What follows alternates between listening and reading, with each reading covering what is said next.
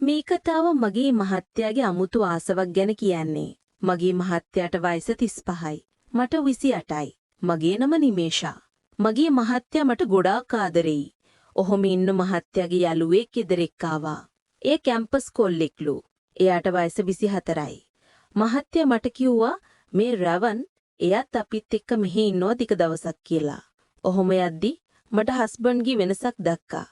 දවසක් මම කඩේට ගිය වෙලාවක මම ඉක්මනට ගෙදර ආවා. පර්ස් එක අමතක වෙලා. එනකොට මට අර බොයිගේ කමරෙන් කිදිරිගෙන සද්දයක් ආවා. මම හිමිට එබීලා බලනකොට මහත්තයා ඒ බොයිගේ එක කට ඇතුළට දාන් උරනවා. දෙන්නම ඇදුම් නැතුව. මට ඇඟක මොකද්ද වුණා? ඒ කොල්ලගේ එක ගොඩාක් ලොකුයි. නහර ගොඩාක්. මම හිමිට බලගෙන හිටියා. ඊට පස්සේ මහත්තයා ඒ බොයිට මෙහෙම කිව්වා. මචන් උඹ අපේ වයිෆ් එක්ක කොහොම හරි ඉන්න ඕනි කියලා. වයිෆ්ට කොහොම හරි කරන්න කියලා. මං ගැන කතා කරනවා. මගේ හස්බන්ඩ් මට අමුතුයි. හැබැයි මට ටිකක් ආස හිතිනා. මං ඉක්මනට පස්සේ කරන් ගියා. මම ආපහු ගෙදර එනකොට දෙන්නම නාලා. මම තමුතක් නැතෝ ගෙදර ආවා. ඊට පස්සේ ඔහොම රෑ වුණා. මම කාමරයට ගියා නිදාගන්න.